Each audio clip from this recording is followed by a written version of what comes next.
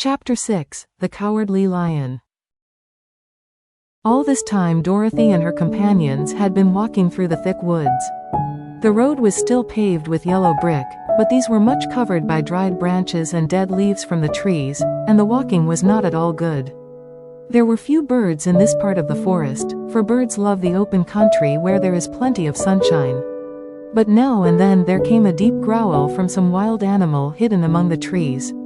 These sounds made the little girl's heart beat fast, for she did not know what made them, but Toto knew, and he walked close to Dorothy's side, and did not even bark in return.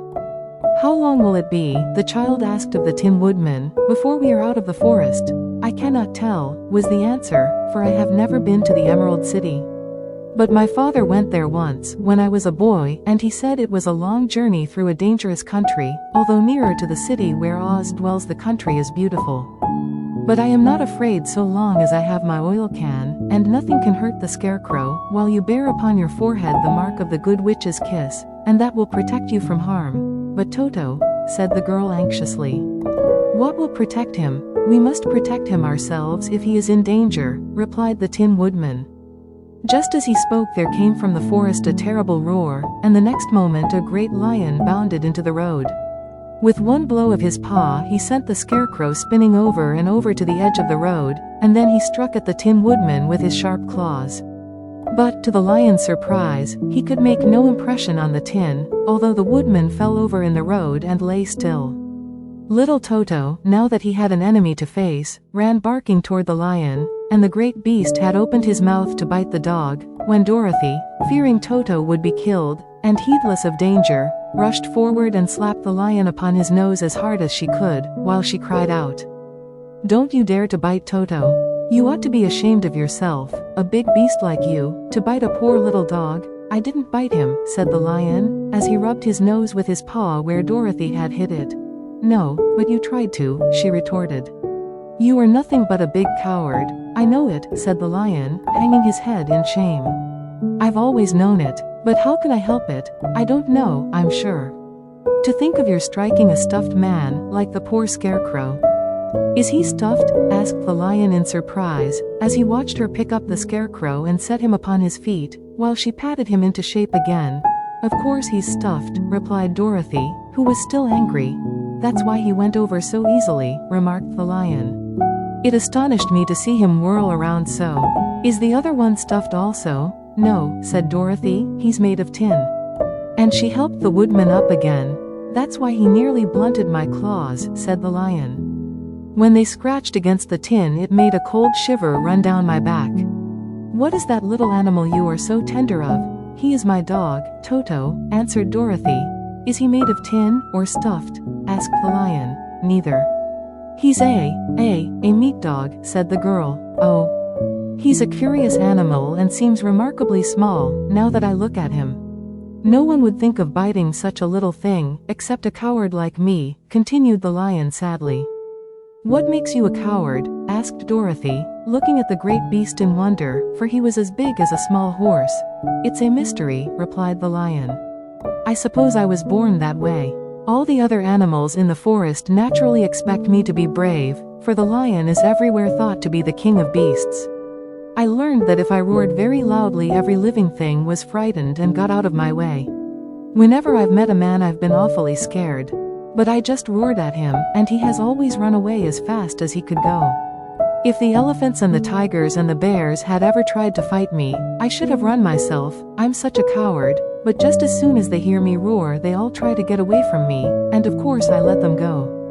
"But that isn't right. The king of beasts shouldn't be a coward," said the Scarecrow. "I know it," returned the lion, wiping a tear from his eye with the tip of his tail. "It is my great sorrow, and makes my life very unhappy. But whenever there is danger, my heart begins to beat fast." "Perhaps you have heart disease," said the Tin Woodman. "It may be," said the lion. "If you have," continued the Tin Woodman, "you ought to be glad, for it proves you have a heart. For my part, I have no heart, so I cannot have heart disease." "Perhaps," said the lion thoughtfully, "if I had no heart I should not be a coward." "Have you brains?" asked the Scarecrow. "I suppose so." "I've never looked to see," replied the lion. "I am going to the Great Oz to ask him to give me some," remarked the Scarecrow, "for my head is stuffed with straw." "And I am going to ask him to give me a heart," said the Woodman.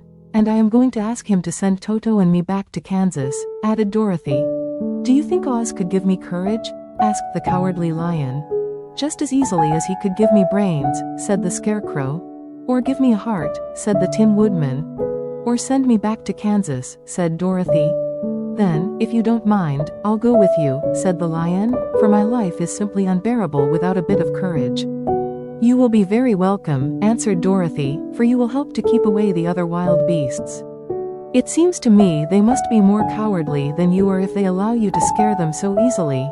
"They really are," said the Lion, "but that doesn't make me any braver, and as long as I know myself to be a coward I shall be unhappy." So once more the little company set off upon the journey, the Lion walking with stately strides at Dorothy's side. Toto did not approve of this new comrade at first, for he could not forget how nearly he had been crushed between the lion's great jaws. But after a time he became more at ease, and presently Toto and the Cowardly Lion had grown to be good friends. During the rest of that day there was no other adventure to mar the peace of their journey. Once, indeed, the Tin Woodman stepped upon a beetle that was crawling along the road, and killed the poor little thing. This made the Tin Woodman very unhappy, for he was always careful not to hurt any living creature, and as he walked along he wept several tears of sorrow and regret. These tears ran slowly down his face and over the hinges of his jaw, and there they rusted.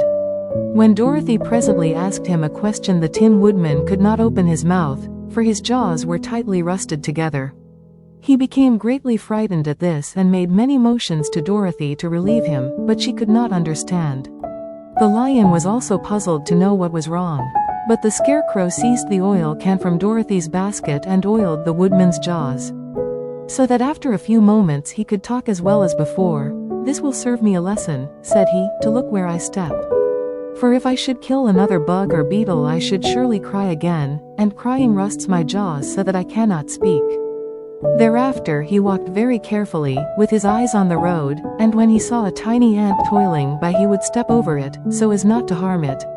The Tin Woodman knew very well he had no heart, and therefore he took great care never to be cruel or unkind to anything.